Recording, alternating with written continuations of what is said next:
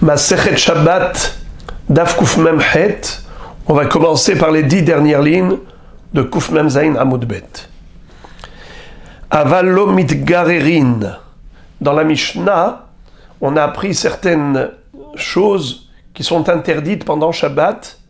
Mishum ovdin dehol.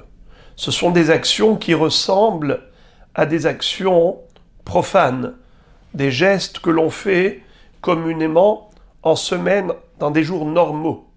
Le Shabbat, on doit avoir un comportement shabbatique. Alors, tout ce qui est action qui ressemble à une action profane, Hachamim l'ont interdit, et ça s'appelle Uvdin Dehol. En français, ou plutôt en hébreu, Maaseh Hol. Des actions de Hol qui sont interdites Shabbat. Dans ce cadre, on nous dit Avallo mitgarerin Tanu Rabanan en gorerin bemigreret beshabbat. On n'a pas le droit de se gratter avec une brosse spéciale qui était faite pour masser le corps en quelque sorte. Une brosse pour frotter le dos et ainsi de suite. Eh bien, il ne faut pas l'utiliser pendant Shabbat. En gorerin bemigreret, avec cette brosse qui était spécialement conçue pour brosser et masser le corps. Rashba gomer imayu raglav meluchlachot betit u betsoa gorer kedarko ve'eno hoshesh. Rabban Shimon Gamliel nous dit que si ce n'était pas juste pour se faire plaisir, c'était pour un nettoyage, parce que ses pieds étaient sales avec de la boue, de la saleté, eh bien on a le droit de se brosser normalement. Gorer kedarko ve'eno hoshesh. Rav Shmuel bar Yehuda avdale ime migrarata de kaspa. Rav Shmuel bar Yehuda, sa mère lui a fabriqué une brosse en argent pour que ce soit une brosse shabbatique, de manière à ce que ce soit pas quelque chose qui ressemble à une action profane, puisque en semaine, personne ne se sert d'une brosse en argent. C'était des brosses plus simples. Et là, il lui en a fait une spécialement pour Shabbat, de manière à ce que ce soit distingué des jours de semaine, pour pas que ce soit Uvdin Dehol. En Yordin le Kurdima. On a dit dans la Mishnah également, En Yordin le Kurdima. Qu'est-ce que c'est que Kurdima? C'est un fleuve, c'est-à-dire un endroit qui est marécageux. Et pourquoi est-ce qu'on n'a pas le droit de passer par là? Maïtama mishum pika. Qu'est-ce que ça veut dire pika? Alors, Rashi nous explique. Mishum pika, tit sheloto nahar mahalik, ou bigde ha'adam nishorin babaim kshu nofel ve'atel ideshita. C'est que, en fait, quand on passe à côté du fleuve et qu'on marche sur le bord, eh bien, étant donné que la terre est une terre mouvante, c'est des sables mouvants, et on glisse très facilement, et on peut tomber dans l'eau, eh bien, après cela, les habits vont être mouillés. La personne risque d'être tentée, pendant Shabbat, d'essorer ses vêtements qui se sont mouillés malencontreusement. Étant donné que Shabbat, c'est assourd d'essorer les vêtements, c'est melaben, de peur qu'on en arrive là, alors il ne faut pas courir le risque de marcher au bord de ce nahar qui s'appelle Kurdima, puisque la terre qui est au bord fait glisser. C'est ce qu'on appelle pika. Pika, c'est-à-dire le glissage.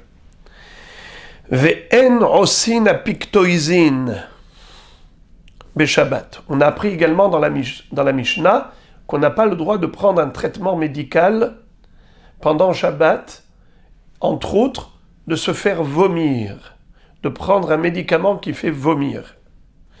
D'ailleurs, le Bartanora dit que apiktoizin, c'est la contraction de 3 mots. Apik, faire sortir. Toy, c'est le plat qui est mevouchal. Zin, zain, mésonote.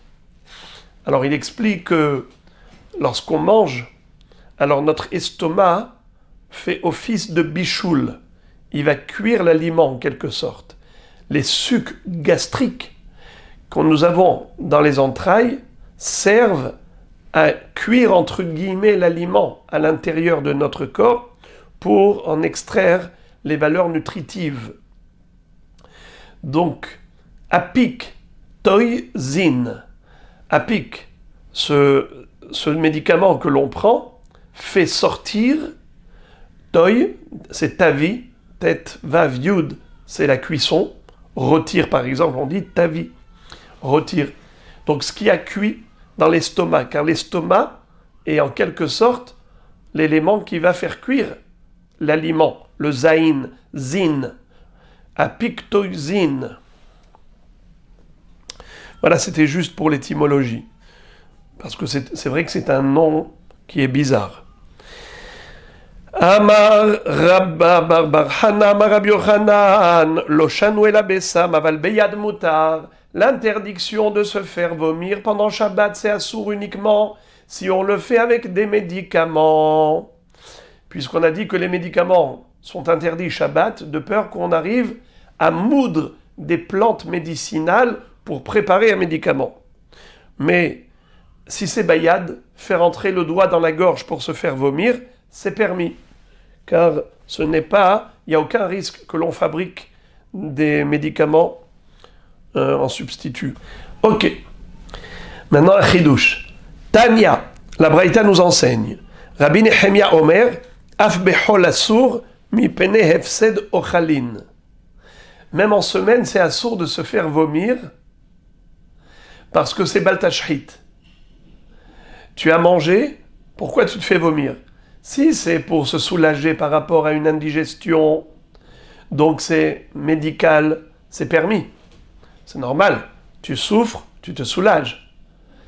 Mais si c'est juste, par exemple, il paraît qu'il existe des gens qui sont tellement boulimiques qu'ils n'arrivent pas à arrêter de manger.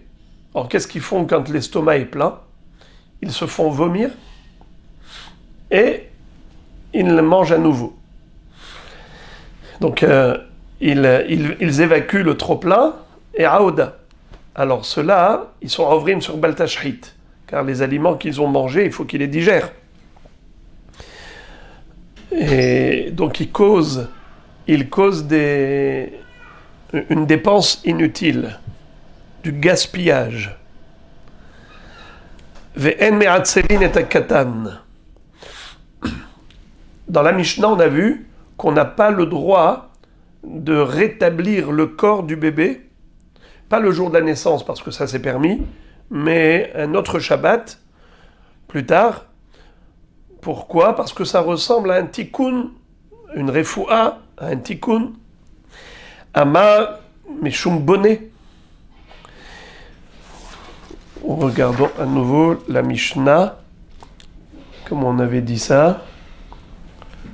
Ve'en me'atzevin et akatan, comme ça disait Rashi. Shemetaknim umeyashvim et atzmotav ve'chuliot shidrato kemidat salmo. On formate le bébé en quelque sorte, on lui rend la bonne forme et on redresse tous ses membres et sa colonne vertébrale et tout. Eh bien, ça c'est assour. À ce propos, Amar Rabba Bar Hana Rabbi Yochanan, la pouffée Yenoka be Shabbat Shapir Damé. On a le droit d'emmitoufler un bébé en l'enveloppant d'une couverture, même si après on va mettre autour de la couverture des sangles et bien de le serrer, parce qu'on ne montre pas qu'on veut lui redonner une forme à son corps, bien le redresser. Ça a l'air tout simplement comme si on l'habillait, comme si on l'enveloppait avec une couverture. Alors c'est moutard. La Gemara dit Vea anan tenan en me'atzevin. Pourtant, on a appris dans la Mishnah qu'on n'a pas le droit d'être me'atzev, de rétablir la forme du bébé et de redresser ses membres. Alors la Gemara répond Hatam behomre shidra de mirze kebone. Ce qui est interdit par la Mishnah, c'est de remettre les vertèbres qui se sont déplacées en place, parce que ça donne l'impression de construire pendant Shabbat, puisque la notion de construction existe même dans le corps humain. Comme on voit que Hachem a créé Hava, Vaïven et Tatsela, il a construit la côte de Adam Arishon. Donc, la notion de construction qui est interdite Shabbat s'applique même au corps humain. Comme ça dit Rashi. Behumre shidra, huliot shel shidra shenitparka ahat mehen. Uleachar zman kamaire, dei beyom leda, c'est mutar. Alors, le jour même de la naissance est permis, mais si plus tard il y a eu comme ça une luxation, alors Shabbat, on n'a pas le droit de remettre, évidemment, quand il n'y a aucun danger. Et maintenant, d'ailleurs, la Gemara va dire que, par exemple, s'il y a une fracture, ve'en mahzirin et hashever, on n'a pas le droit de redresser les membres fracturés. Amar Rabbi Hana Bagdeta'a Amar Shmuel, halacha mahzirin et hashever. Selon Rav Hana de Bagdad, il aurait dit au nom de Shmuel que oui, on a le droit de redresser les membres qui ont été brisés d'une fracture. Alors, ça veut dire que c'est pas que Shmuel va être holek sur la Mishnah, c'est qu'il avait une version de la Mishnah qui était ainsi. Halacha mahazirin et hashever, comme ça dit Rashi. Svirale le Shmuel mahazirin tenan. Rashi nous dit que Shmuel vient nous donner la bonne version de la Mishnah. Pourquoi ? Parce que c'est dangereux. Si tu ne vas pas ressouder et mettre une attelle, alors ça pourrait mal se souder. C'est dangereux pour le Héver. Rabba Barbar Hana, Ikla le Pumbadita. À ce propos, la Gemara raconte une histoire. On connaît ce grand maître qui s'appelait Rabba Barbar Hana. Il était l'élève de Rabbi Yohanan d'ailleurs. Un jour, il est arrivé en Babylonie. C'était un grand voyageur, Rabba Barbar Hana. La Gemara dans ma Sechet Baba Batra d'Afaïn He nous raconte plein d'histoires de Rabba Barbar Hana lors de son périple dans le désert. Alors, il est arrivé dans la ville de Pumbadita en Babylonie. Lo'al les pirkei de Rabbi Yehuda.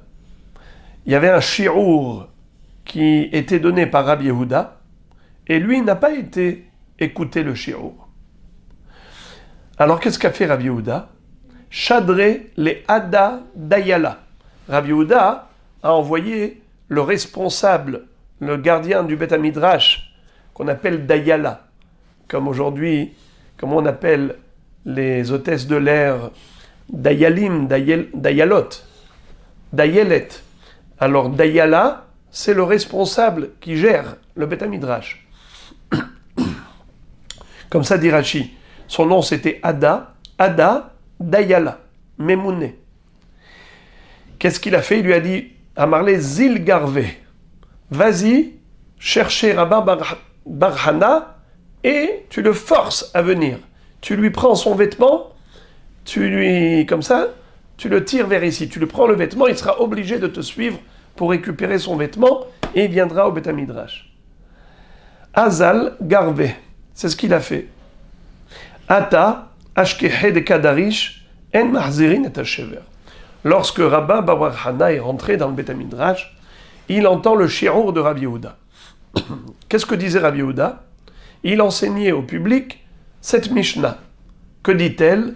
En Mahzirin et Hashever. On n'a pas le droit pendant Shabbat de redresser les membres d'une fracture. Il faut attendre Motzai Shabbat. Alors il lui a dit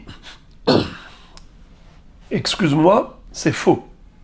Amarle, Hachi Amar Rav Hana Bagdeta'a Amar Shmuel. Halacha Mahazirin et Hashever. Il lui a dit Rav Hana de Bagdad a dit que la bonne version, selon Shmuel, c'est plutôt Mahzirin et Hashever, et non pas En Mahazirin. Il faut gommer, il faut effacer le mot En. Au contraire, il faut lire Mahzirin et Hashever. Alors, il lui a dit, tu vois, heureusement que je t'ai envoyé chercher Tu t'imagines? Nous, on habite ici. Et les Hachamim que tu as cités, le Rav Hana de Bagdad, Shmuel, qui est aussi de Néardéa, de Babylonie, tout ça, ce sont des Hachamim babyloniens. Et toi, tu viens d'Eretz Israël. Et tu connais mieux les opinions des rabbanim d'ici que nous qui habitons là depuis longtemps. Tu t'imagines que moi, je n'ai jamais entendu cela? Heureusement que tu es arrivé pour nous corriger. Amarle, Achi Amar Rav, pardon, Amarle, Ha Hana Didan. Il lui a dit, tu vois, Hana, c'est un hacham de chez nous. Veha Shmuel Didan. Shmuel, c'est un hacham de chez nous. Vela Shamiyali. Et jusqu'à présent, je n'ai pas entendu ce chidouche. Vela Bedina Geravtir.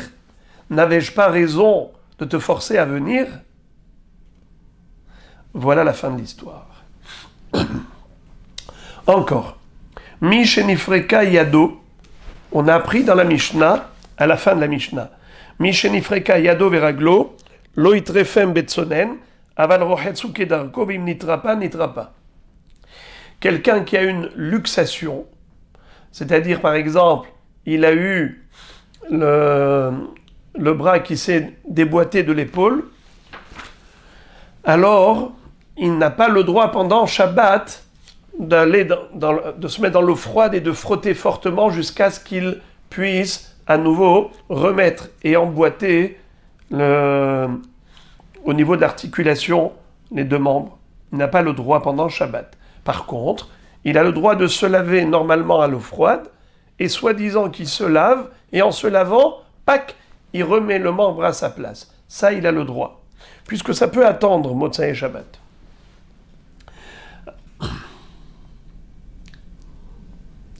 Alors la Gemara raconte une histoire à ce propos. Rav Ivia, Havayativ Kame de Rav Yosef. Rav Ivia se trouvait assis devant Rav Yosef. Shaniale Yade. Sa main s'est disloquée.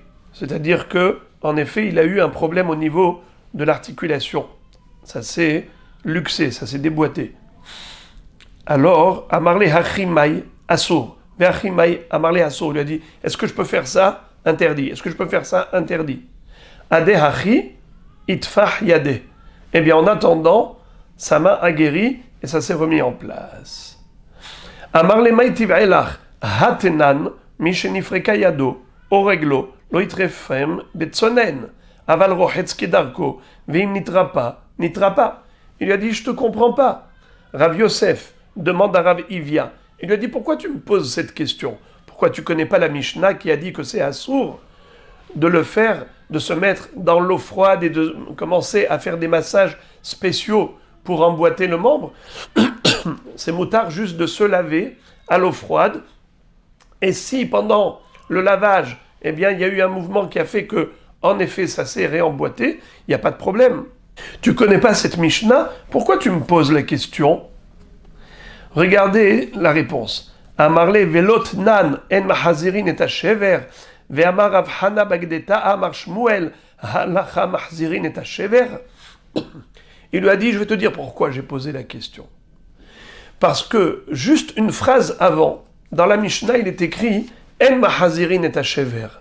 On n'a pas le droit de rétablir les deux morceaux d'un os brisé, n'est-ce pas? Et pourtant, Rav Hana Bagdeta'a nous a dit au nom de Shmuel qu'il faut corriger et qu'il faut effacer le mot en. Et au lieu de lire en mahazirin, on lit mahazirin et shever. Quand il y a une fracture, il faut remettre à sa place pour que ça se soude bien et qu'il n'y ait pas une mauvaise soudure. Parce que quelque chose qui est irréversible, c'est moutard. On parle de quelque chose qui peut attendre. Mais quelque chose qui est irréversible, c'est moutard, excusez-moi. Alors, on a lu En Mahzirin et Shever, et pourtant, on nous l'a corrigé. On a gommé le mot En. Alors, je me suis dit que peut-être ça aussi, il faut corriger. La halacha qui vient juste après. Mishenifreka yado veraglo loitrefem betsonen. Peut-être que justement, la bonne version, c'est qu'on a le droit. pour ça que je t'ai posé la question. Amarle, kuleu, behada mahta mahtino. Il lui a dit, quoi, tu as mis tous les fils dans le même tissu, c'est une expression. C'est pas parce qu'on a trouvé une correction qu'il faut corriger toutes les phrases de la Mishnah. Il y a eu une phrase qui en effet a été erronée, et celle-là a été corrigée, mais c'est pas pour autant qu'il faut corriger la phrase d'après. Echade itmar, itmar. Echade la itmar, la itmar. Là où on nous a dit qu'il fallait corriger, on a corrigé. Là où on n'a pas dit, tout va bien. Fin du Perek, Havit. Hadran alach Havit be'ezrat Hashem. Hadran alach, ça veut dire on va revenir vers toi. Cher Perek, le Perek Havit, on reviendra vers toi, t'étudier be'ezrat Hashem, qu'Akadosh Baruch Hu nous prête longue vie pour répéter et étudier la Torah le maximum possible. Nouveau Perek. Shoel Adam echavero kade yain vekade shemen, ubilvad shelo yomar lo halveni. Vechen ha'isha mechaverta kikarot. Dans cette Mishnah, on nous enseigne qu'on n'a pas le droit, pendant Shabbat, de faire du business. De l'achat et vente, c'est interdit pendant Shabbat, de peur qu'on arrive à écrire pour les comptes. Maintenant, je suis coincé. Alors, j'ai un ami qui a un magasin. Alors, j'ai besoin de me dépanner. Je peux prendre de chez lui, mais sans mentionner de tarif. On ne parle pas d'argent du tout. Même d'un ami, par exemple. Même pas seulement un épicier. Shoel Adam mehavero. Kadeyain ve kadeshemen. Tu peux demander à ton haver de te prêter des cruches de vin, des jarres d'huile, au bilvad shelo yomar lo halveni, à condition qu'il n'emploie pas le terme halva'a, halveni. Il faut dire tash'ili, pas talveli. Quelle est la différence? En français, il n'y a pas de différence. Prêter, emprunter, n'est-ce pas? L'emprunteur et le prêteur. Il n'y a pas de notion de halva'a et de she'ela. En hébreu, on distingue entre un objet et de l'argent. Un objet, par exemple. Je te demande de bien vouloir me prêter ce stylo. Eh bien, tu me le prêtes, je te le rends. C'est le même objet. Ça s'appelle she'ela. Mais lorsqu'il ne s'agit pas d'un objet, il s'agit d'argent. Je te le prête, tu ne vas pas me rendre le même argent.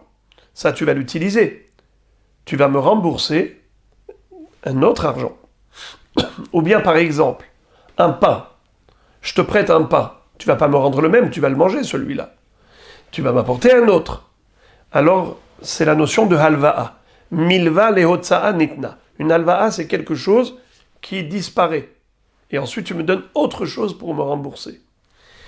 Mais she'ela, c'est le même objet, je te le prête et tu me le rends. Alors, Shabbat, il ne faut pas mentionner le terme de halva'a. Il faut mentionner le terme de she'ela. Et on verra dans la Gemara pourquoi. On verra dans la Gemara pourquoi. Qu'est-ce que ça change? Quel est l'impact du langage employé entre halva'a et she'ela pour permettre ou interdire? Je répète. Shoel Adam mehavero. Kade yain ve kade shemen. Ubilvad shelo yomar lo halveni. Un homme a le droit d'emprunter pendant Shabbat. Pas d'acheter, mais d'emprunter des cruches d'huile ou de vin, mais à condition qu'il n'emploie pas le verbe halva'a, qu'il ne dise pas halveni. Bien que dans la réalité, c'est comme une halva'a. Pourquoi? Parce que le pain, parce que l'huile et le vin qu'il va rendre, c'est pas le même qu'il a emprunté. Malgré tout, il faut qu'il emploie le terme de shoel et pas le terme de halva'a. Vechen ha'isha mechaverta kikarot. Également, une femme qui emprunte à son ami des pains, elle a le droit. Simplement, il faut qu'elle dise que c'est une she'ela et pas une halva'a. V'chen erev Pesach birushalayim shehaliyot beshabbat. Excusez-moi, j'ai sauté. Ve'im eno ma'amino maniach talito etzlo ve'oseh imo cheshbon le'achar Shabbat.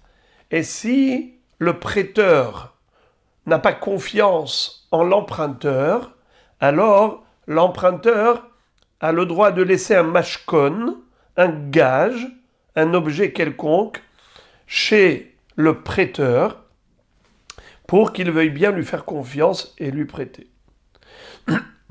C'est pas de l'argent qu'il lui laisse, c'est pas du troc, c'est simplement un gage. Et il dit même pas en tant que tel. Faut pas qu'il dise mashkon, faut qu'il pose l'objet, zéou. Chen erev Pesach birushalayim shehaliyot beshabbat. Maniach talito etzlo venotel et pisho. Ve'oseh imo cheshbon le'achar yom tov. Quelqu'un qui, la veille de Pesach, n'avait pas préparé le mouton, l'agneau pascal, et on sait que l'agneau pascal, on doit lui faire la shrita le 14 Nissan, c'est la veille de Pesach. Et si cette veille de Pesach, c'est un Shabbat, malgré tout, il faut faire le Korban Pesach. Alors maintenant, si tu n'as pas acheté ton agneau avant Shabbat, il fallait le faire avant Shabbat déjà, maintenant tu ne l'as pas fait, tu peux aller chez le chevillard et tu laisses ton habit, ton talit, comme mashkon.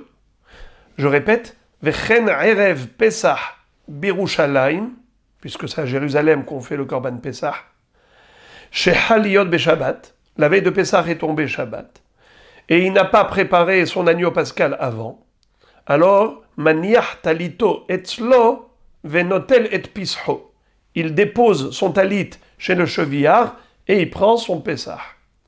Ve'oseh imo cheshbon le'achar yom tov. Mais évidemment que il faudra payer après, pas après Shabbat, mais après Yom Tov, puisqu'ici on parle de veille de Pesach qui est Shabbat. Donc Shabbat c'est assourd de faire du business, Yom Tov c'est assourd de faire du business, ce n'est que le 3e jour qui va faire le cheshbon. Et d'ailleurs le cheshbon c'est dans tous les cas qu'on voit précédemment, n'est-ce pas, puisqu'il lui a prêté. Très bien. Gemara. Amar le Rava bar Rav Hanan le Abaye. Maishna hashileni ou maishna halveni. Quelle est la différence entre prête-moi belashon she'ela ou prête-moi belashon alva'a? Qu'est-ce que ça change? Amar le hashileni lo atele mirtav. Halveni atele mirtav.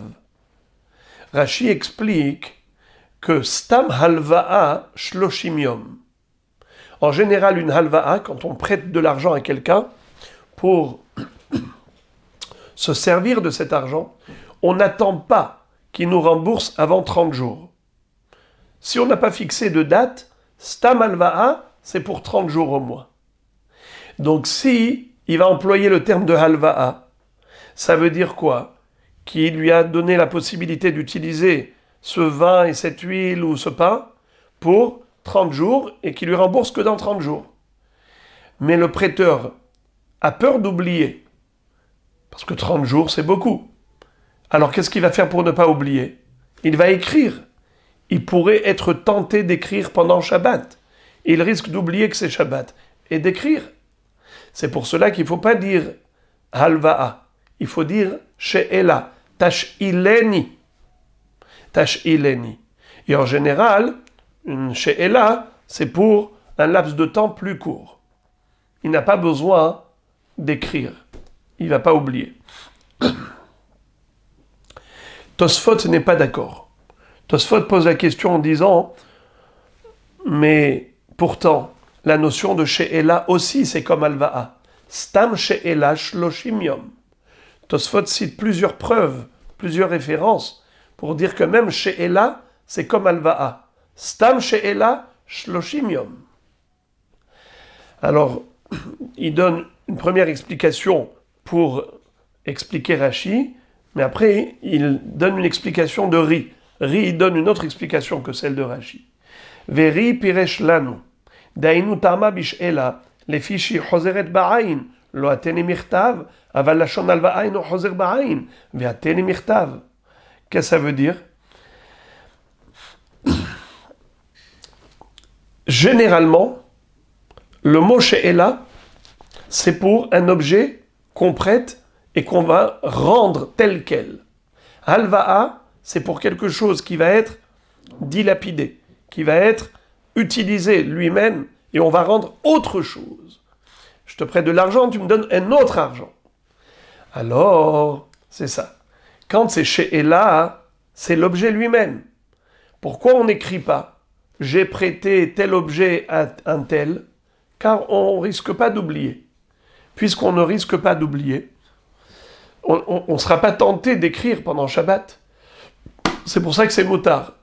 Mais halva'a, c'est que je te donne, et cet argent, c'est pour toi. Donc après ça, tu dois me rembourser. Là, je risque d'oublier, de te réclamer la dette. C'est la raison pour laquelle je vais, oui, noter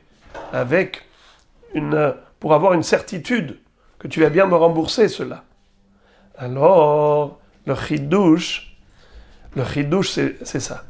C'est de nous dire que, bien que le vin et l'huile et le pain et ainsi de suite, ce sont des éléments qui ressemblent plus à l'argent qui est halva'a qu'à un objet qui est she'ela. Malgré tout, si tu as employé le terme de she'ela au lieu de halva'a, eh bien, c'est beseder. Très bien. La Gemara pose la question, elle dit Vehakevan de behol zimnin de ba'ile memar halveni ve'amar hash'ileni ve'lakapid ilave ve'ate le mirtav be'shabbat nami ate le mirtav. La Gemara s'étonne et elle dit parfois, même en semaine, des gens qui ne sont pas pointilleux, ne sont pas précis dans l'emploi des mots. Ils peuvent utiliser un langage différent. Par exemple, au lieu de dire halveni, ils disent hash'ileni. Vela kapid ilave. Ils ne sont pas makpid par rapport au lachon. Ça veut dire quelqu'un qui va venir t'emprunter un objet. Et au lieu de te dire hash'ileni, il va dire halveni. Ou bien au lieu de dire halveni, il va dire hash'ileni. Par exemple, quelqu'un vient et il te demande de lui prêter de l'argent. Et au lieu de te dire halveni, ce qui est le verbe approprié, il va te dire hash'ileni kesef. Eh bien, toi, tu vas pas être makpid, tu vas dire ok, c'est-à-dire que je te prête de l'argent. J'ai compris. Alors, donc tu vois que par rapport au verbe de hash'ileni ou le verbe de halveni, dans tous les cas de figure, il risque d'écrire. Parce que si quelqu'un te demande hash'ileni kesef, tu ne vas pas écrire. Bien sûr que tu vas écrire un acte de prêt, parce que tu n'as pas envie de perdre ton argent. Donc le langage, ça ne change rien par rapport au risque d'écriture pendant Shabbat. Le risque d'écriture, il est toujours là, puisque on peut employer le verbe hash'ileni, même pour de l'argent, même pour une halva'a.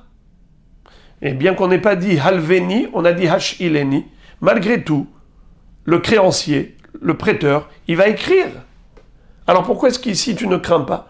Quand il lui dit hash'ileni shemen, hash'ileni yain, hash'ileni kikarot, pourquoi tu ne crains pas qu'on écrive?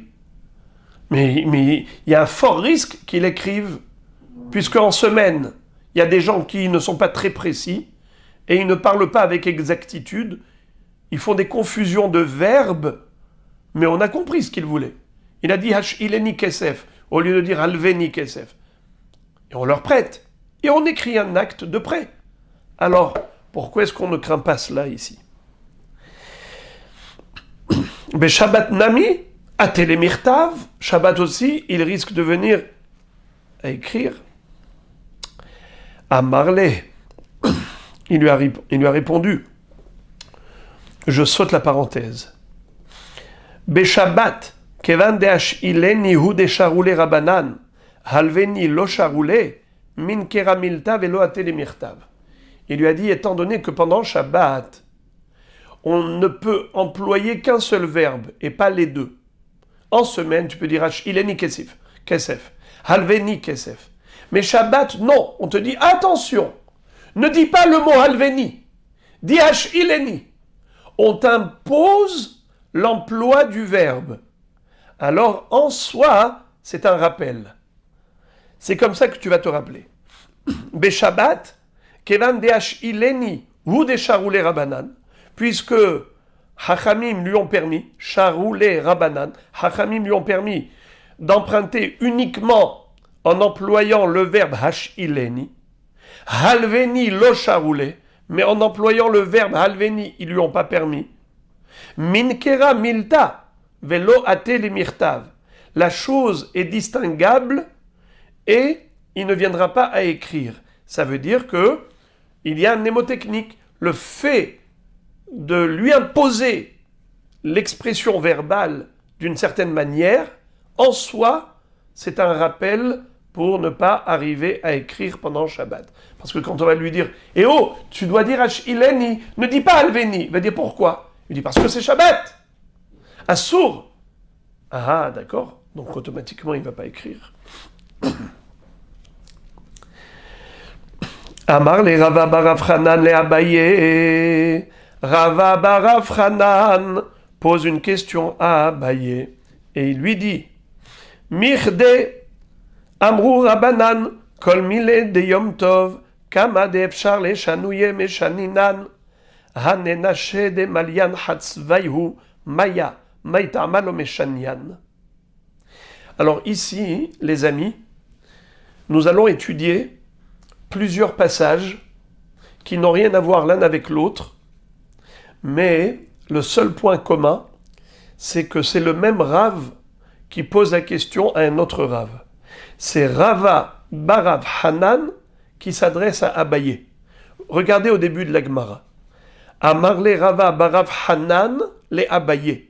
Qu'est-ce qu'on est en train de lire maintenant? Amarle Rava Barav Hanan le Abaye. Et vous allez voir comme ça plusieurs sujets où c'est toujours Rava Barav Hanan qui pose une question à Abaye et Abaye répond.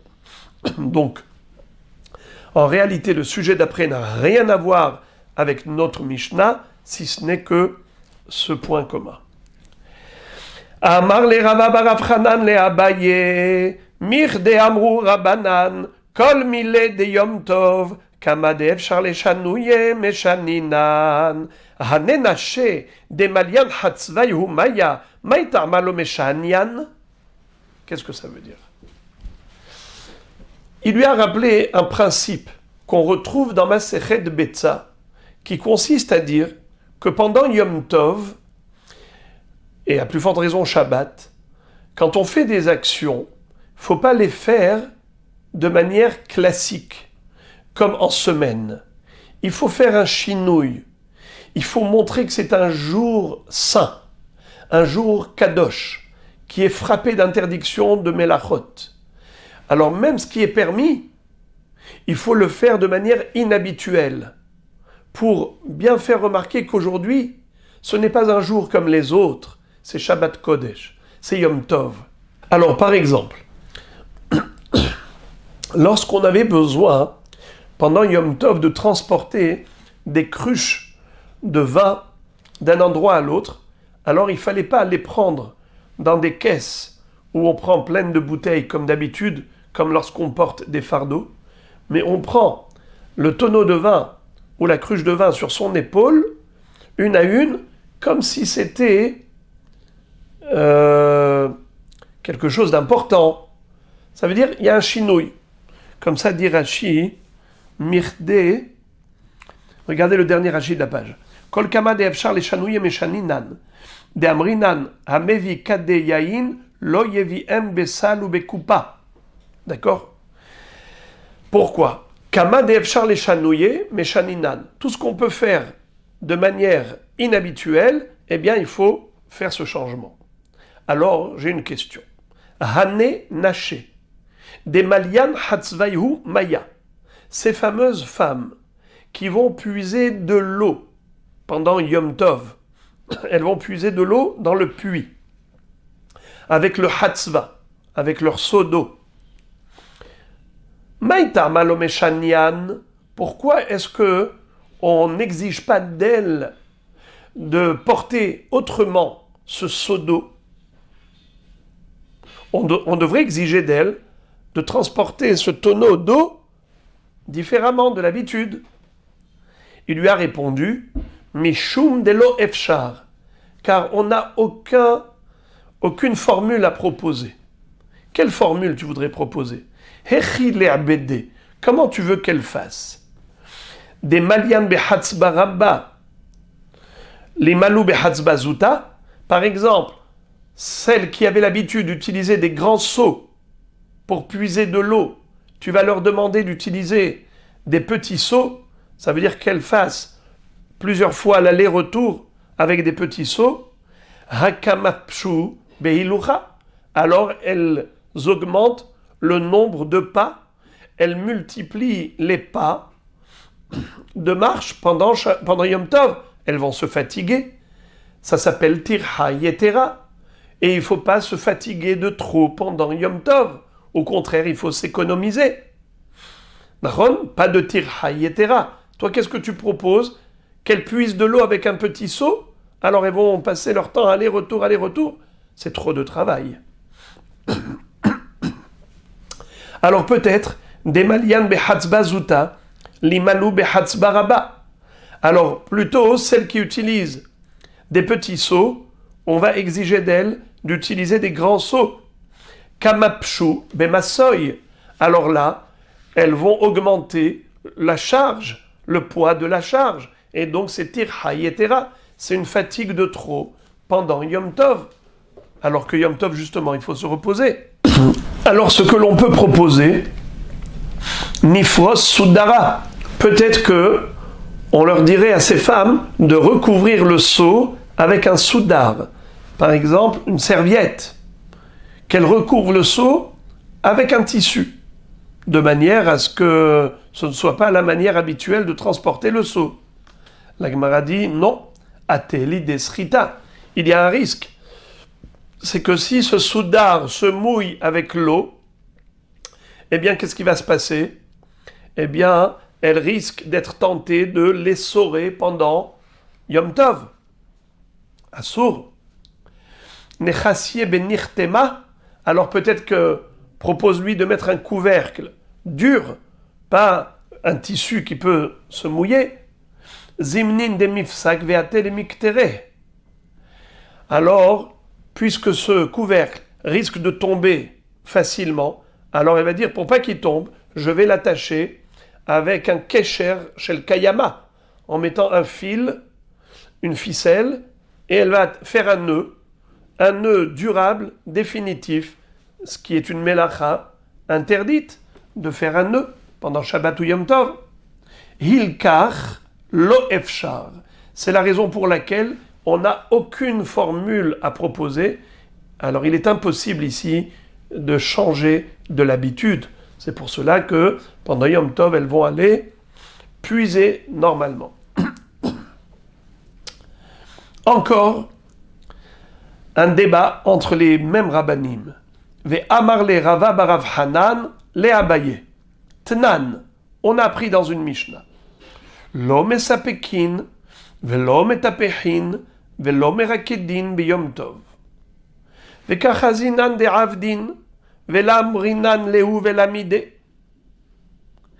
Il lui dit, il y a une Mishnah qui nous interdit de taper des mains pendant Yom Tov, velo metaprin, ni frapper sur sa poitrine pendant Yom Tov, et ni danser pendant Yom Tov. Tosfot disent que ces trois choses, taper des mains et taper sur sa poitrine, sur son cœur, et danser, tout cela c'est Mishum Simha. Contrairement à Rashi qui a dit que Mesapekin et Metaphin, c'est Mishum Avelut. Des gens qui tapent une main sur l'autre pour exprimer du tsahar, c'est assour pendant Yom Tov, ou bien Metapéach qui frappe sur sa poitrine par Tsahar, c'est assour. Par contre, Merakedim, c'est Mishum Simcha. Et pourquoi c'est assour de danser ou de taper des mains d'après Tosfot aussi Mishum Simcha? Il dit Gzera Shema Yetaken Klishir, de peur qu'il fabrique un tambour pour avoir un instrument musical. C'est-à-dire que pour qu'il y ait une manière plus facile de taper des mains, ou plutôt d'émettre des sons d'instruments musicaux, eh bien, il pourrait être tenté d'être metaken kelishir. C'est pour cela que Hachamim ont interdit. En tout cas, Rava bar Rav Hanan va dire à Abaye, nous voyons que il y a beaucoup de gens qui transgressent cet interdit et personne ne leur fait la remarque. Comment ça se fait? On les voit transgresser et on ne les réprimande pas. Je répète, Amarle Rava bar Rav Hanan le Abaye, Tenan, l'homme et sa pékin, on tape pas des mains. Velom et tapechin, on tape pas sur sa poitrine. Velom et rakedin be Yom Tov. Et on ne danse pas. Tout cela pendant Yom Tov. Vekachazinan de avdin, velo amrinan lehu, velamide. On les voit faire et on ne leur dit rien. Comment ça se fait qu'on ne leur dit rien? Donc, vous avez quand même constaté que dans ces trois thèmes, il y a un point commun. C'est qu'on parle toujours de Yom Tov. À chaque fois que Rava bar Rav Hanan a posé une question à Abaye, c'était toujours par rapport à des halachot de Yom Tov. Alors voici la réponse de Abaye. Il lui dit, Ul Tarmir, et d'après toi, toi qui poses la question, permets-moi de te retourner la question.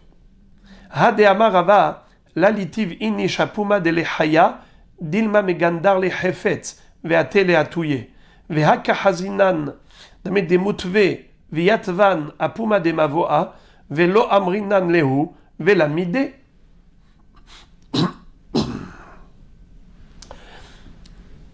Le Bach dit qu'il faut lire des mutve hatzvayu. Et la hanach le Israël, mutav sheyu shogegin ve'aliyu mezidin. Très bien. Alors, Abaye va lui poser une question à Rava bar Rav Hanan. Il va lui dire, tu connais la halacha qui consiste à dire qu'une personne n'a pas le droit pendant Shabbat de s'asseoir à l'entrée d'un mavoy. Le mavoy est Reshut Hayahid. Et il donne sur un Reshut Arabim. Faut pas s'asseoir juste à la limite, à l'entrée du mavoy. Car très facilement, il pourrait y avoir un objet qu'on a dans la main, dans le mavoy, et qui va nous tomber des mains, et qui va tomber dans la rue, et on pourrait être tenté de ramasser l'objet. Et on va oublier que c'est Shabbat, et qu'on n'a pas le droit de faire entrer un objet du Reshut Arabim au Reshut Hayahid.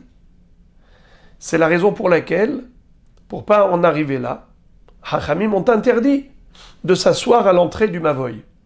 C'est là où il y a le lehi. Le lehi,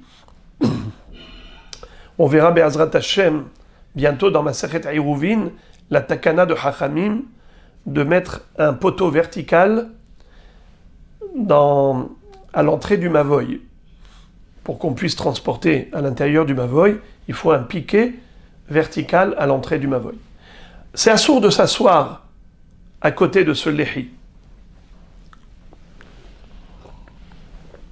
Et pourtant, il y a des gens, des femmes par exemple, qui étaient assises là-bas et on les laissait faire. Comment ça se fait?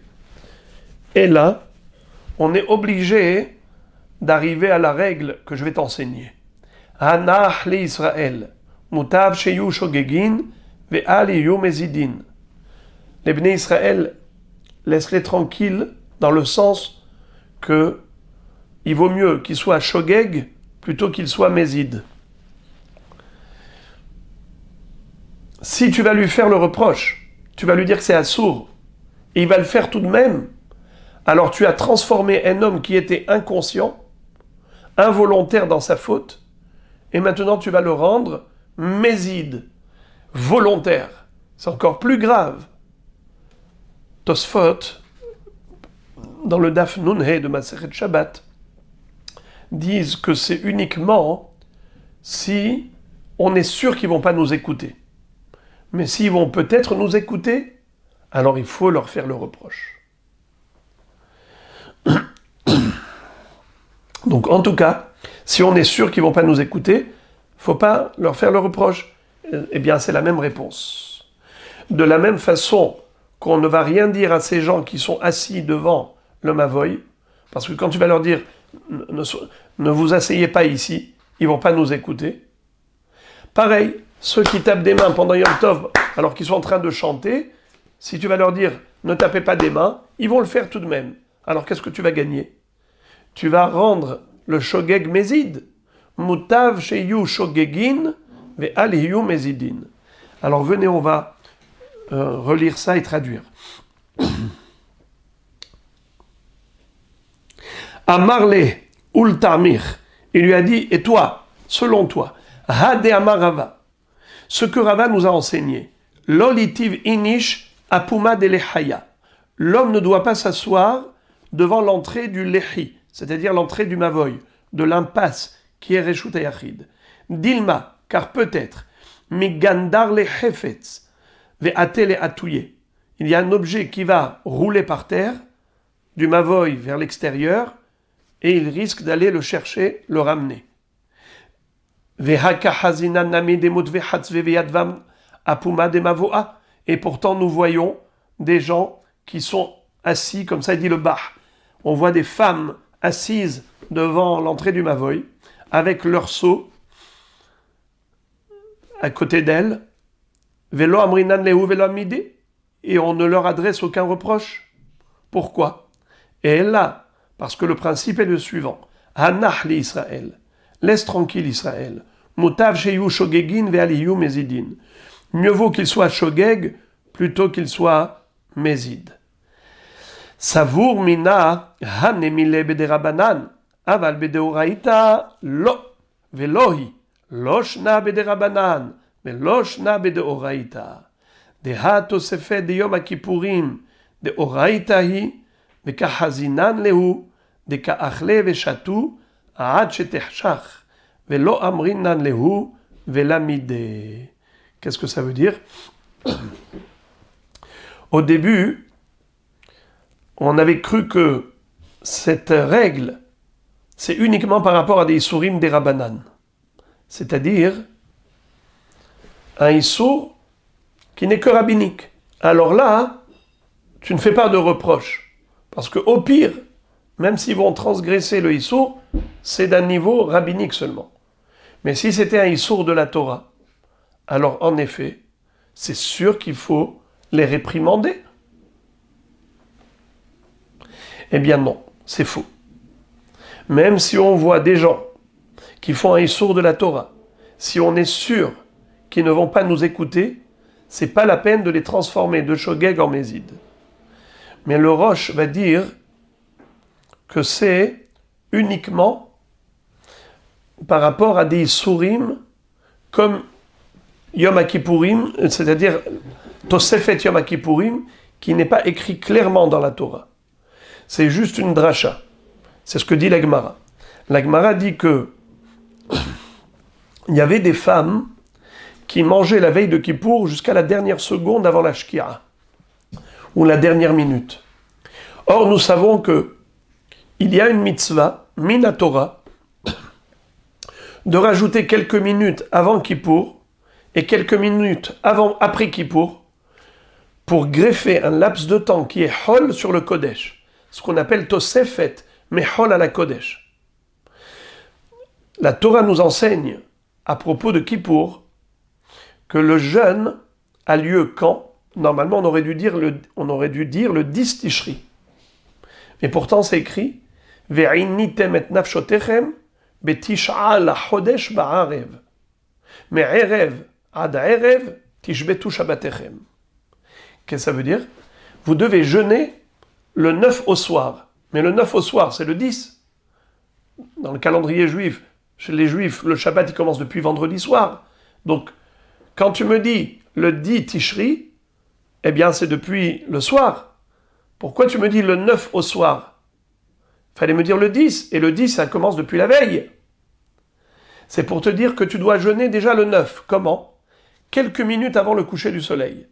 Et quelques minutes après la sortie des étoiles, à Motsai Kippour. Mais Erev ad Erev tishbetu Shabbatechem. De là, on a fait la dracha que la Torah nous demande de rajouter quelques minutes au jeûne de Kippour, avant et après. Et pourtant, il y a des femmes qui mangeaient jusqu'à la dernière minute. Et on ne leur disait rien. Pourquoi? Pour cette même raison.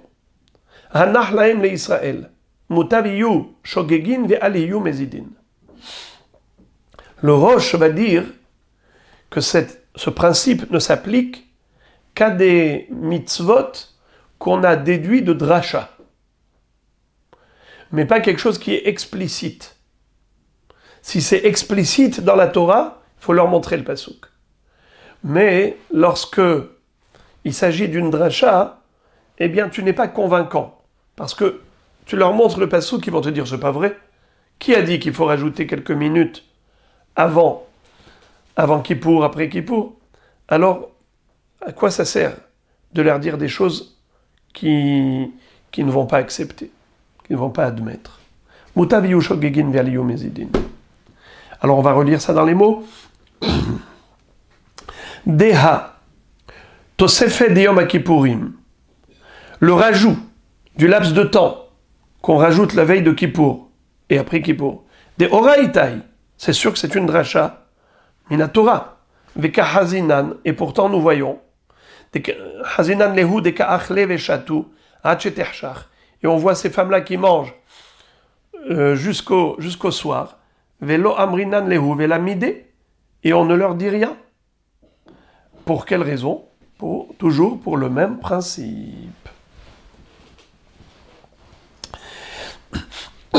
Encore. On a appris dans la Mishnah qu'il est permis pendant Shabbat et Yom Tov d'emprunter du pain. Une femme peut emprunter à sa voisine des pains. Kikarot. Alors la Gemara pose la question, elle dit Shabbat ou Asir aval behol shapir dami. L'interdiction pendant Shabbat, c'est d'emprunter en disant halveni. Mais s'il dit hashileni, alors c'est permis. Mais même pendant la semaine, c'est assourd de dire halveni. Pourquoi? L'imam atnitin de lo kehilel ditnan vechen aya hilel omer lo talve isha kikar la haverta ad sheta'ase nadamim. Ça veut dire que bichlal, on ne devrait même pas permettre d'emprunter des kikarot pendant Yom Tov. Qu'on dise Hashileni ou Alveni, ça devrait être toujours interdit. Pourquoi? Car même en semaine, c'est assour mishum ribit, sauf si on mentionne le prix. C'est-à-dire que une femme, si elle emprunte un pain à sa voisine, une baguette, combien ça coûte? Allez, on va dire, ça coûte ici 10 shekels. Peut-être que la semaine prochaine, ça va coûter 15 shekels. Quand elle va lui rendre une baguette, donc elle a emprunté 10 shekels et lui a rendu 15 shekels. 5 shekels de ribit, on n'a pas le droit de prêter avec intérêt. Alors qu'est-ce qu'il faut faire? Il faut dire, tu me prêtes une baguette, je te dois 10 shekels. C'est ça ce que je te dois. Je te dois 10 shekels. Mais pendant Yom Tov, tu ne peux pas le dire. La Gemara demande Shabbat ou de Asir aval behol shapir dami. Toute l'interdiction de halveni, hashileni, c'est uniquement pendant Shabbat, mais pendant la semaine, ce serait permis. Pourtant, l'imam atnitin de lo kehilel, ce qui veut dire que cette Mishnah ne suit pas l'opinion de Hillel Azaken. Où est-ce que nous retrouvons l'opinion de Hillel? Ditnan, comme il est écrit dans une Mishnah, Vechen haya Hillel omer lo talve isha kikar la haverta. Une femme n'a pas le droit de prêter un pain à sa voisine jusqu'à ce qu'elle évalue et qu'elle fixe le montant de cette baguette, on parle en semaine. Shema yukaru hitin, de peur que le blé augmente de valeur. Et après il va s'avérer qu'elles ont fait la avera de prêter avec intérêt. Donc notre Mishnah a priori ne suit pas l'opinion de Hillel. Réponse, pourquoi qui est-ce qui contredit Hillel? C'est Hachamim qui disent qu'au niveau du kikar, un pain, on va dire les quelques centimes de plus qui éventuellement pourraient avoir lieu, c'est quelque chose qu'on n'est pas makpid du tout. Donc, ils n'exigent pas, ils n'interdisent pas kikar bekikar. Mais Hillel dit que non. Même si c'est pour quelques centimes, il faut absolument ne pas courir de risque. Afilu tema Hillel, notre Mishnah, elle peut fonctionner même d'après Hillel. Ha be'atra de kaitz damea, ha be'atra de lo kaitz damea. Le kikar, le pain, ça dépend dans quelle ville tu es. Il y a des villes où il y a un prix unique pour toutes les baguettes. Mais il y a des villes où chacun fait sa vie. Chacun fixe son prix. Tu vas aller chez ce boulanger, ça coûte tant. Ce boulanger, ça coûte tant. Donc en fait, l'okaït d'ameha, le prix n'est pas fixé. Mais dans une ville où le prix est fixé, même Hillel est d'accord qu'on a le droit d'emprunter. Je t'emprunte une baguette, j'ai pas besoin de te dire, cette baguette elle coûte 10 shekels et je te dois 10 shekels. C'est tout comme, étant donné que le prix est connu, tous les boulangers y vendent au même prix, donc on sait que quand je t'emprunte une baguette qui coûte 10 shekels, tout le monde le sait. C'est comme si on a mentionné verbalement. Et je n'ai pas besoin de le dire, il va sans dire. Alors c'est de cela qu'on parle. On parle de ce cas où le prix était fixé. Alors, pendant la semaine, ce serait permis de dire halveni, mais Shabbat, on n'a pas le droit. Il faut dire hashileni. Ve'im enoma amino. Et s'il ne lui fait pas confiance, alors il faut qu'il lui laisse un gage. Itmar. Et maintenant, la Gemara va se livrer à un débat très intéressant. Halvaat Yom Tov, Rav Yosef Amar, lo nitena litavar, ve Rabba Amar, nitena litavar. Qu'est-ce que ça veut dire? Il y a ici une marloquette fondamentale entre Rav Yosef et Rabba. Vous savez que c'était des contemporains. Rabba et Rav Yosef, ils habitaient dans la même ville. Et quand le Rosh Yeshiva et Niftar, il fallait élire un autre, on ne savait pas qui fallait-il élire. Rav Yosef qui était Baki, ou bien Rabba qui était Harif. Et on avait posé la question aux Hachamim d'Eretz Israël. Et ils avaient dit à Kol Tzrichim le Marechitaya. Il vaut mieux élire celui qui s'appelle Sinaï. Sinaï, c'est celui qui connaît toute la Torah, même s'il est moins Harif, plutôt que le Okerarim, celui qui déracine les montagnes avec sa svara. C'était Rabba. Et malgré tout, Rav Yosef a dit non. Il a dit à Rabba Bechavod, c'est toi le Rosh Yeshiva. Et pendant 22 ans, Rabba était Rosh Yeshiva. Lorsqu'il est Niftar, Rav Yosef a pris sa place. Il lui a succédé pendant 2 ans et demi. Et lui aussi est Niftar après 2 ans et demi. Donc, Rabba et Rav Yosef sont en mahloket. À propos de quoi? Quel est le din si l'emprunteur, entre guillemets, qui a emprunté pendant Yom Tov, de l'huile, du vin, du pain, et maintenant il n'a pas remboursé, il n'a pas payé, il n'a pas rendu, est-ce que le prêteur peut le poursuivre en justice et donc lui extorquer cet argent de force, ou bien le Beddin ne vont pas le condamner. Le Beddin ne vont pas traiter un tel jugement, un tel litige. Ça veut dire qu'on ne peut pas poursuivre en justice l'emprunteur. Eh bien, c'est la marloquette. Itmar, halvaat yom tov. Rav Yosef Amar, lo nitena litava, ve Rabba Amar, nitena litava. L'emprunt du yom tov, Rav Yosef dit, ce n'est pas quelque chose que l'on peut réclamer au tribunal, et Rabba Amar, nitena litava. Et Rabba dit, oui, on peut poursuivre en justice et réclamer à l'emprunteur juridiquement son dû. Rav Yosef Amar, lo nitena litava, dei amar nitena litava, atelimirtav. Rav Yosef dit, je vais te donner ma raison.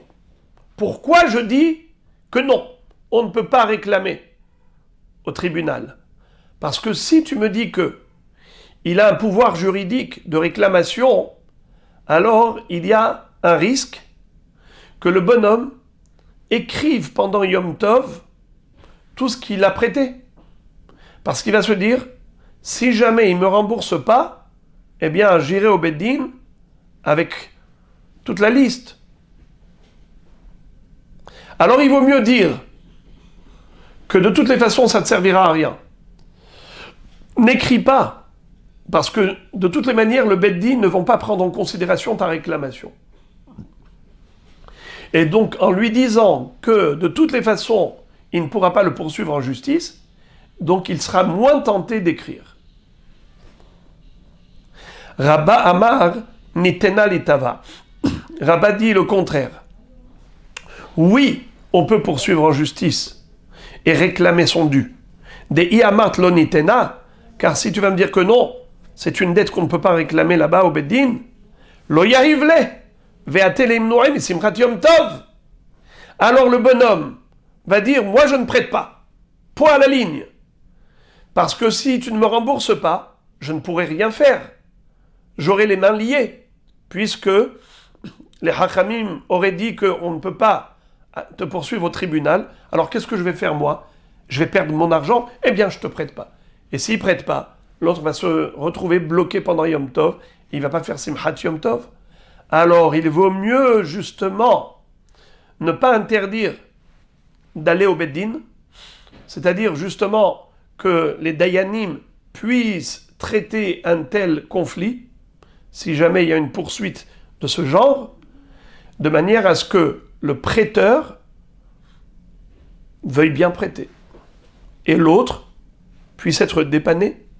Alors que d'après toi, eh ben, tu vas bloquer le bonhomme, il ne pourra pas avoir Simchat Yom Tov, car il n'a pas à qui emprunter, personne ne voudra lui prêter. Voilà donc la mahloket. Maintenant, la Gemara va analyser et elle va poser des questions. Uno. Tnan, on a appris dans notre Mishnah. Im eno ma'amino, maniach talito etzlo. On a appris dans la Mishnah que si le prêteur n'a pas confiance en l'emprunteur, alors l'emprunteur a le droit de déposer un gage, un mashkon.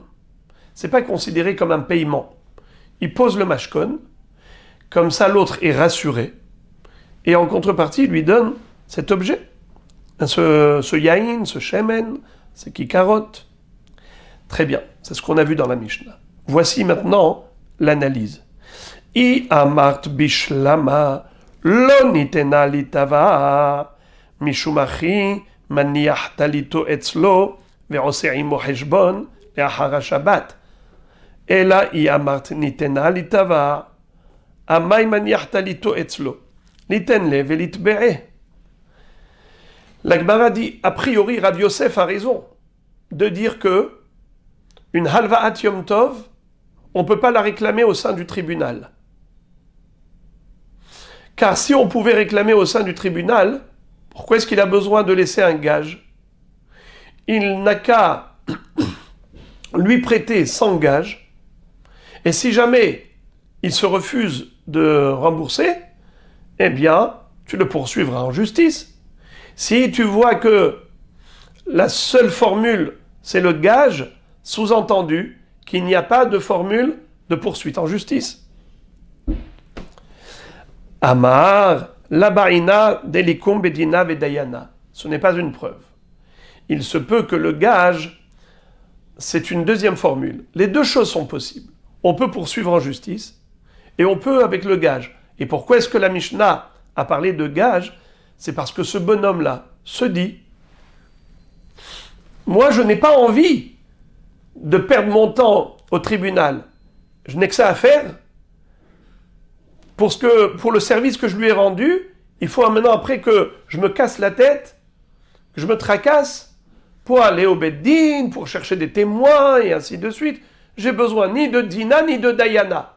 Je ne lui prête pas et je reste tranquille. » Alors un homme pareil, qu'est-ce que tu vas faire pour le convaincre? Tu lui laisses un gage. Donc la formule qui s'appelle Noten Mashkon, c'est une alternative, c'est une des deux hypothèses. Ça n'exclut pas la deuxième formule qui est de poursuivre en justice. Donc comme ça, Rabba a pu tirer son épingle du jeu. Mais Nagmara va lui adresser encore une question. Metiv Rav Idi Baravin, השוחט את הפרה וחילקה בראש השנה. אם היה חודש מעובר, משמט, ואם לאו, אינו משמט. והיא לא ניתנה לטבעה, מהי משמט? Pour comprendre ce sujet, il faut quelques introductions. Vous savez que l'argent que l'on a prêté à quelqu'un avant la Shemitah, dès qu'arrive la 7e année, qui est la Shemitah, eh bien, il y a une rémission des dettes. La remise des dettes, c'est-à-dire que on annule toutes les créances. Le créancier ne peut plus réclamer sa dette. Et Akadosh Baruch Hu nous dit que en abandonnant son argent après la Shemitah, ce sera source de bracha. Ki biglal hadavar hazeh yivarechecha Hashem Elokecha. C'est la mitzvah de ce qu'on appelle Shmitat Ksafim. Deuxième introduction. En hashevi'it meshametet ela besofa. À quel moment précisément a lieu la Shemitah? C'est à la dernière seconde, de la dernière minute, de la dernière heure, du dernier jour de l'année de la Shemitah. Dès qu'il y a transition d'une année à l'autre, de la 7e année à la 8e. Et qu'est-ce qu'on a au début de la 8e année? Rosh Hashanah. Donc, on bascule du dernier jour de l'année, qui est le mois d'Elul, et on bascule sur Tishri, premier jour de Tishri, qui est Rosh Hashanah. Donc, à quel moment a lieu exactement la Shmitat Ksafim, l'annulation des dettes? Eh bien, dès que Rosh Hashanah est rentré. Maintenant, la Mishnah qu'on nous cite ici, ça parle de quoi? Ça parle de quelqu'un qui est un chevillard ou un boucher qui vend de la viande fraîche. Alors il prend une BMA, shochet et tapara. Alors il dit, toi, tu prends combien de kilos? Toi, combien de kilos? Toi, tu prends quel quartier? Quelle partie de la bête? Et ainsi de suite. Et tout le monde s'engage à payer, évidemment, au boucher. Mais si maintenant on n'a pas payé avant, c'est une dette. Le boucher a attendu, et après ça, on n'a pas payé, c'était comme un prêt. Il y a annulation de la dette. Maintenant, pour compliquer un petit peu les choses, à l'époque où Rosh Hashanah était fixé par rapport à l'apparition de la lune qui a été aperçue par 2 témoins. Il venait au Beddin et le Beddin allait dire Mekudash, Mekudash, c'est Rosh Hashanah. C'est Rosh Chodesh. Rosh Chodesh égale Rosh Hashanah. Si on a eu 2 témoins le premier jour, eh bien Rosh Hashanah c'était le premier jour. S'il n'y a pas eu de témoins, alors c'est quand Rosh Hashanah? C'est le lendemain. Alors le mois précédent, le mois d'Elul, il peut être soit de 29 jours, soit de 30 jours. Ce qu'on appelle Chodesh Haser ou Chodesh Me'ubar. Un mois creux ou un mois plein. Le mois creux, il est que de 29 jours. Un mois plein, on l'appelle Me'ubar, comme Isha Me'uberet, une femme enceinte qui a un gros ventre. La même chose, il a une excroissance. Il a un jour de plus, 30 jours. Si ce 30e jour-là n'est pas Rosh Hashanah, c'est le 30e jour du mois d'Elul. Donc on est encore dans l'année précédente. Donc il n'y a pas eu encore de Shmitat Ksafim. Il n'y a pas eu d'annulation des dettes. Mais si ce jour-là, c'est Rosh Hashanah, donc on est déjà dans l'année suivante, alors il y a eu annulation des dettes. Alors maintenant, reprenons le sujet.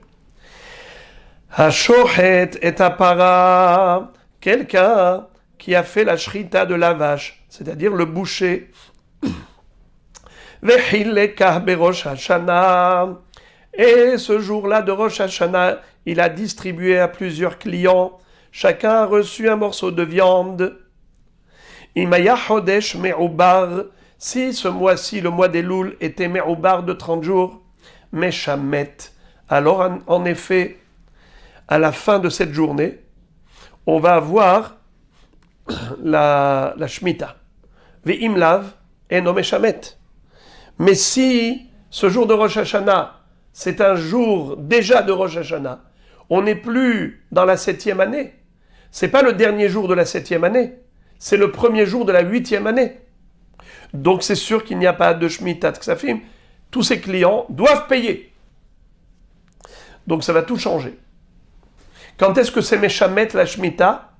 Que si on est encore dans l'année précédente. Ce jour-là, c'était l'année précédente.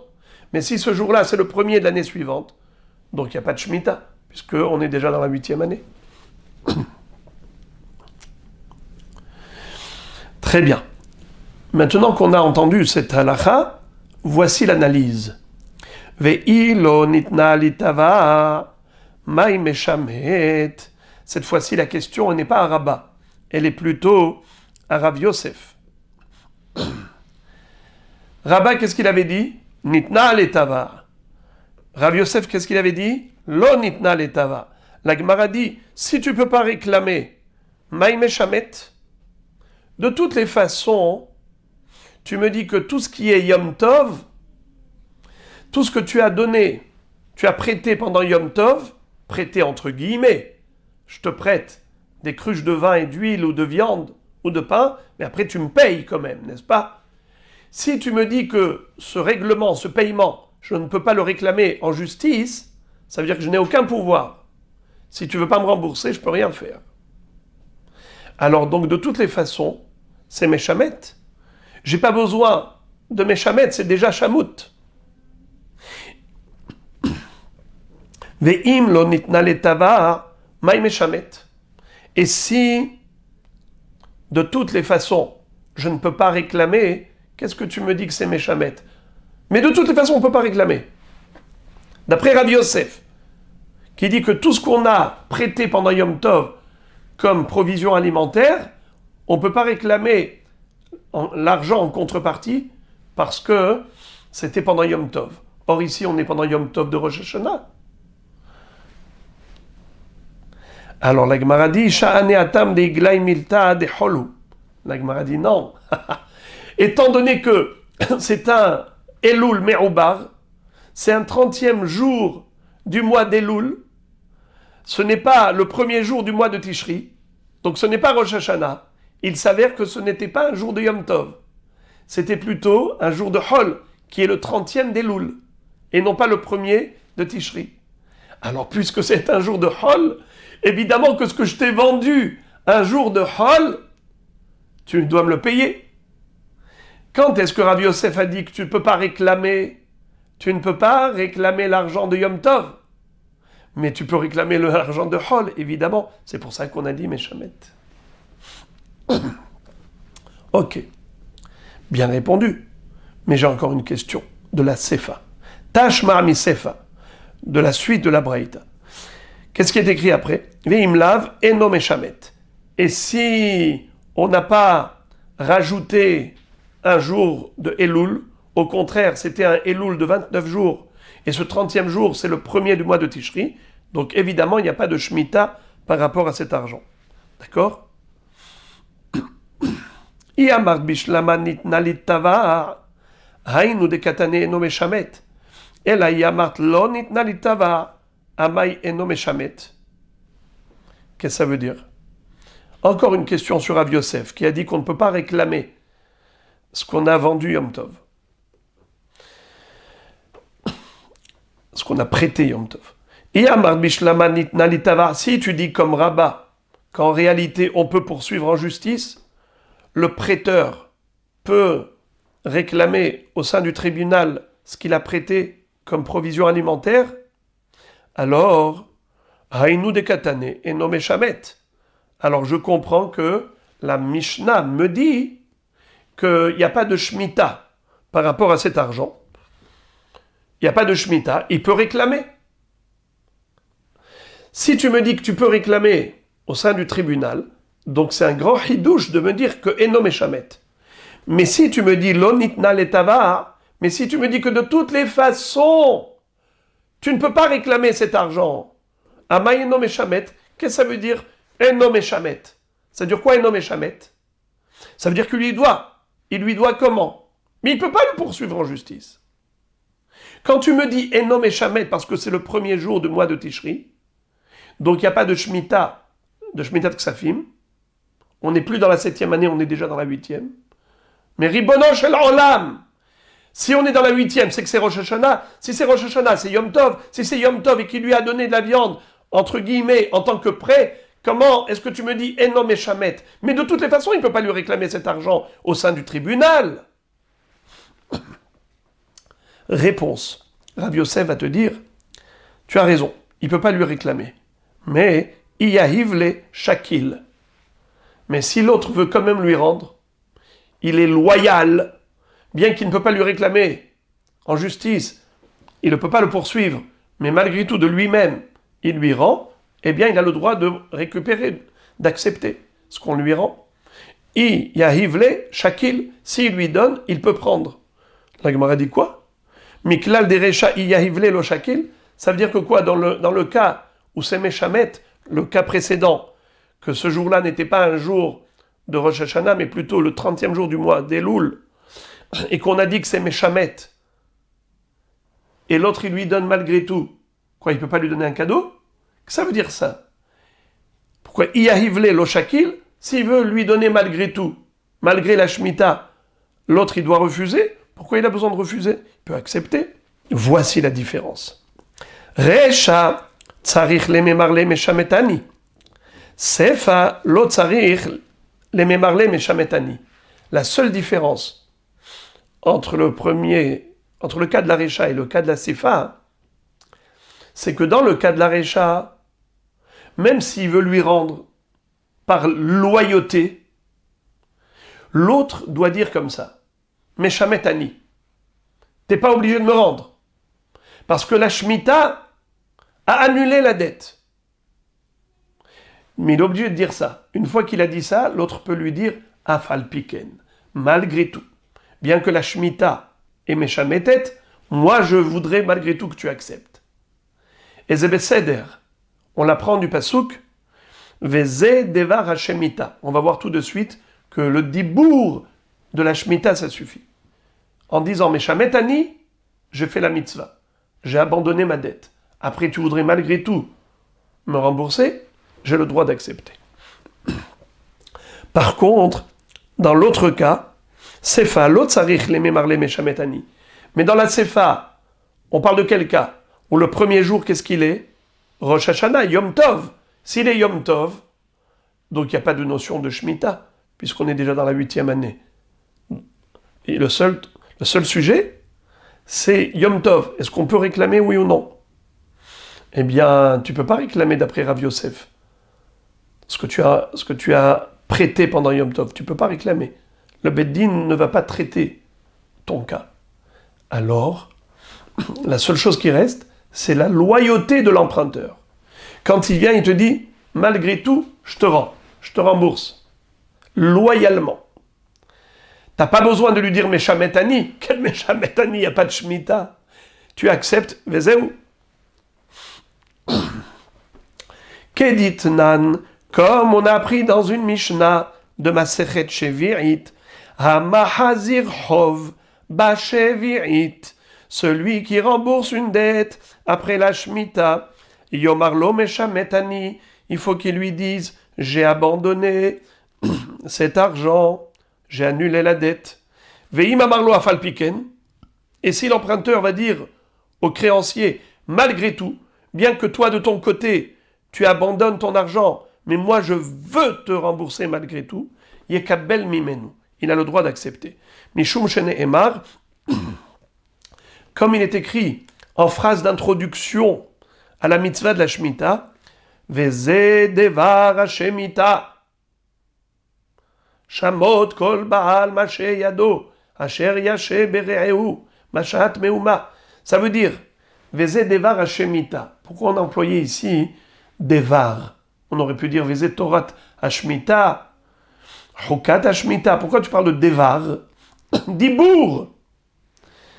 Il est suffisant que tu dises Ani meshamet. Ça y est, tu as fait ta mitzvah.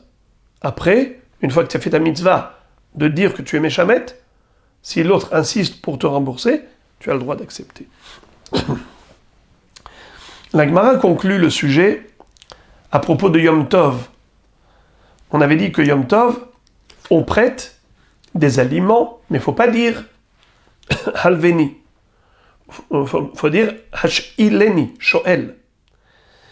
Et si tu ne lui fais pas confiance, tu laisses un mashkon, un gage. Rav Ivia shakil mashkona.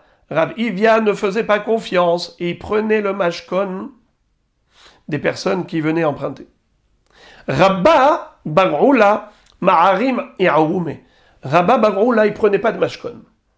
Pendant Yom Tov, on venait lui emprunter, il prêtait, il donnait à droite et à gauche. Ok. Mais après Yom Tov, il disait, dis-moi, tu n'as pas une perceuse à me prêter?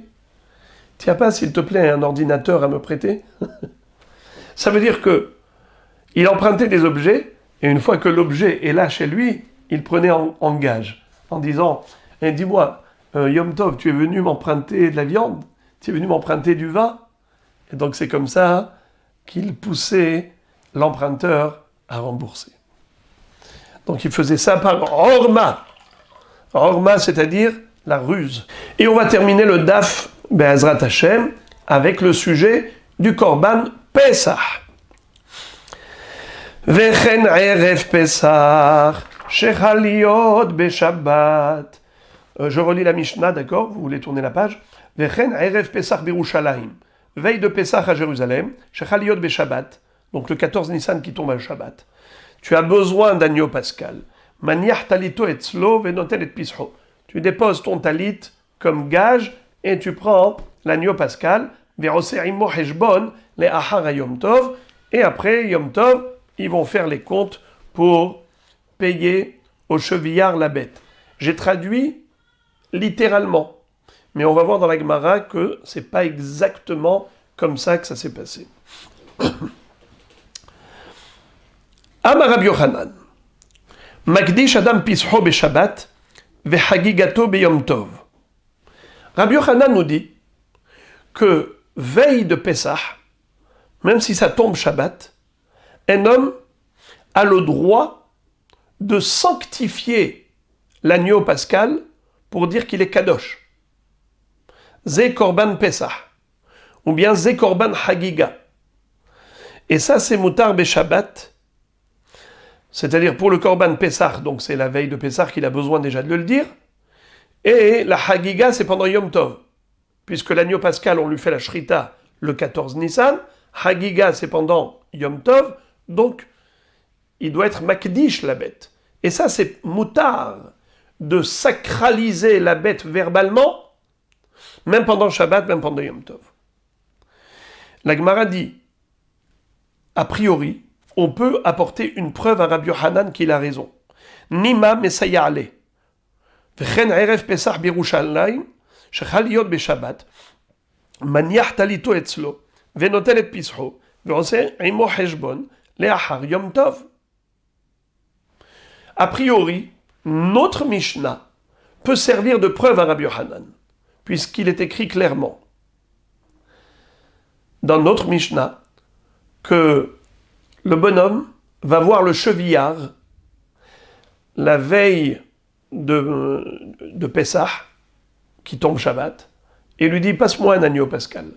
Passe-moi un agneau. » Et comme il ne peut pas lui dire « Halveni », il va lui dire « Ashileni », et il lui laisse quoi?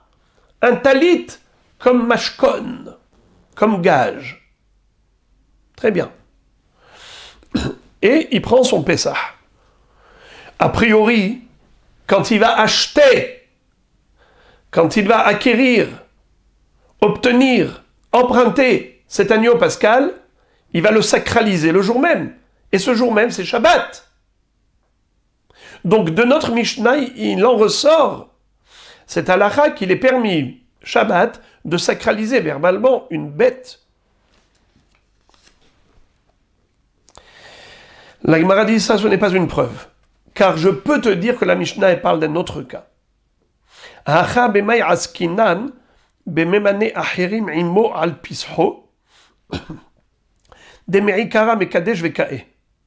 que ça veut dire?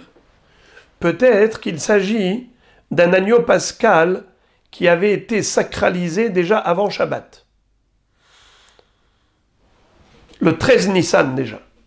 Le vendredi, le 13 Nissan. Pas le Shabbat 14 Nissan. Et quoi? Comment ça s'est fait? C'est que vous le savez, que le Pessah, on le mange bechaboura. Ish, vikhu ish se le betavot se la bait. Un agneau pour toute une famille ou bien pour plusieurs amis, en groupe. Alors moi, qu'est-ce que j'ai fait? D'abord, l'agneau pascal, je l'ai sacralisé. Pour moi, pour mon ami, pour mon frère. Et après ça, Shabbat, toi tu arrives, tu dis, et moi aussi je pourrais, s'il vous plaît, avec vous? Eh bien oui, toi aussi, allez, je te réserve pour toi aussi. Je suis Memane Otra al-Pisri. Je te réserve une part dans mon agneau pascal. Mais l'agneau pascal, peut-être qu'il a déjà été sacralisé avant Shabbat. Donc on n'a aucune preuve pour Rabbi Yochanan de notre Mishnah. La Gemara dit, ah bon? Comment tu peux dire une chose pareille?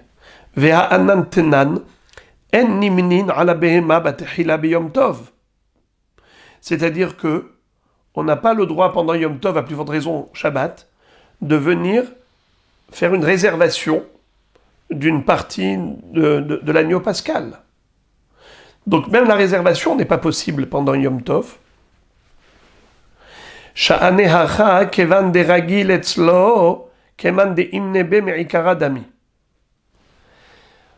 On peut dire que la Mishnah, chez nous, elle parle d'un cas d'un homme qui avait l'habitude de réserver avec la même personne. Ça veut dire que c'était une association d'amis qui se retrouvaient chaque année ensemble.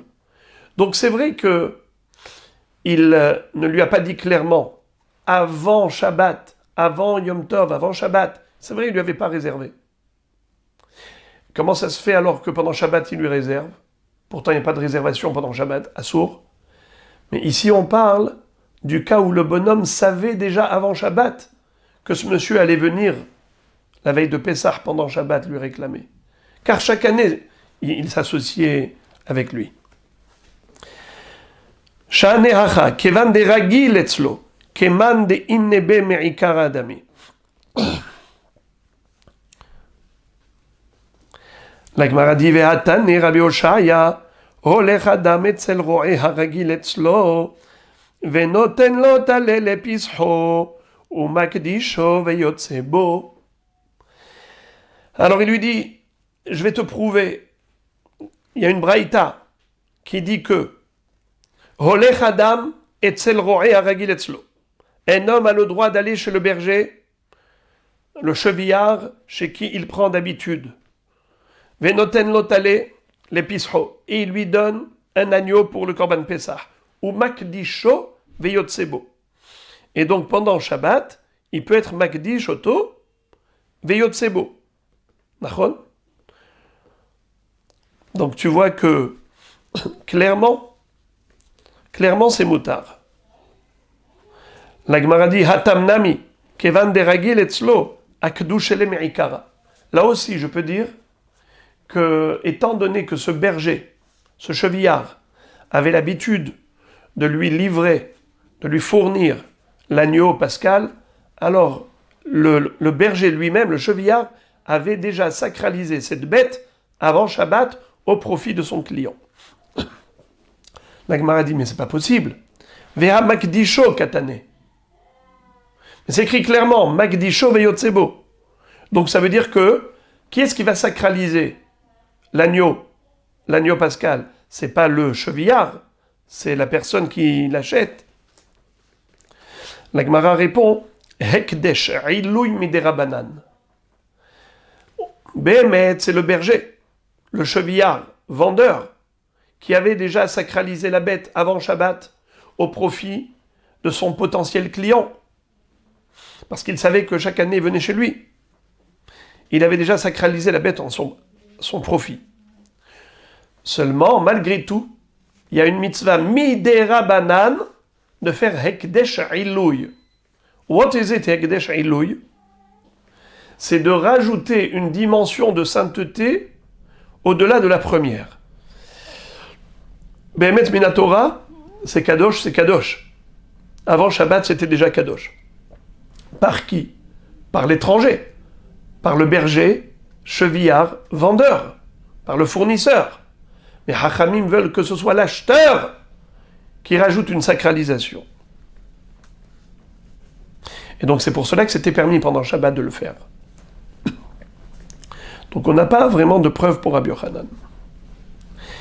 Ok, mais malgré tout, Rabbi Yochanan l'a dit.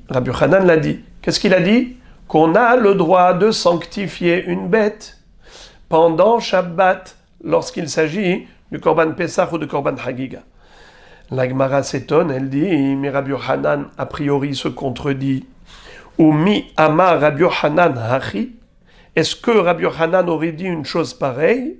Pourtant, Vea amar Rabbi Yochanan, halacha kistam mishnah. Rabbi Yochanan nous a dit, comme principe général, que la halacha est toujours comme stam mishnah. Lorsque Rabbeinu Akadosh nous enseigne une halacha, sans citer le nom de l'auteur, eh bien la halacha elle est ainsi, comme cette mishnah. Or nous retrouvons une mishnah qui dit Lo makdishin, velo ma'arichin, velo maharimin, velo magbihin trumot u'ma'asrot. Kol elu b'yom tov amru, kal vachomer b'shabbat. Qu'est-ce qu'elle dit la mishnah? On n'a pas le droit de sacraliser un objet pendant Shabbat, ni de faire des arachin. Arachin, c'est-à-dire consacrer au Beth Amikdash une valeur d'un homme. Par exemple, dans Parashat Bechukota, il est écrit qu'il y a toute une échelle, une grille. Quelle est la valeur? La valeur, j'allais dire, la valeur absolue, parce qu'il y a valeur relative et valeur absolue. Il y a damim, il y a arachim. Quand on parle de erer, c'est la Torah qui a fixé le montant en fonction de l'âge de la personne. Quelqu'un qui va dire, par exemple, moi, je voudrais offrir au Beth Amikdash le erer de cette personne. Alors cette personne, quel âge a-t-elle? Si elle a entre 0 et 5 ans, eh bien, il faut donner 5 shekels au Beth Amikdash. Entre 5 et 20 ans, 20 shekels. Entre 20 et 60 ans, 50 shekels. Au-delà de 60 ans, 15 shekels. Donc il y a des arachim. C'est assourd pendant Shabbat de s'engager à donner au Beth Amikdash le erer. Pareil, velo maharimin. Ou bien, pareil, c'est le hekdesh, mais belashon herem. Assourd d'être maharim en l'honneur du Beth Amikdash. Velo magbihin, trumot ou maasrot. On n'a pas le droit de prélever non plus les fruits d'Eretz Israël. Lorsque j'ai des fruits qui sont tevel, j'ai pas le droit de prélever la terouma ou le maaser pendant Shabbat. Toutes ces actions sont interdites. Pas seulement Shabbat, même Yom Tov. Kol elu be Yom Tov amru, kal vachomer be Shabbat. Alors, Rabbi Yochanan se contredit, car cette Mishnah, c'est une Stam Mishnah. C'est une Mishnah où on n'a pas cité l'auteur. Donc la halakha, elle est comme cette Mishnah, qui dit qu'on n'a pas le droit d'être makdish, de sacraliser une bête pendant Shabbat en l'honneur du Beth Amikdash. Alors comment est-ce qu'il a autorisé de consacrer la bête, l'agneau pascal, en disant cet agneau, ce sera le Korban Pessah. Mais tu es makdish, be Shabbat. Puisqu'il avait dit que la veille de Pessah qui tombe Shabbat, on a le droit de le faire. Pareil pour Hagiga, il avait dit on a le droit de faire Hagiga Biyom Tov. La Kashia, ce n'est pas contradictoire. Kan bechovot shekavu alahem zeman, kan bechovot she'en kavu alahem zeman. Ça dépend. Si c'est un korban qui a un temps fixe ou pas. Si c'est un korban qui a une date fixe, comme par exemple Korban Pessah, tu ne peux pas retarder. C'est aujourd'hui ou jamais.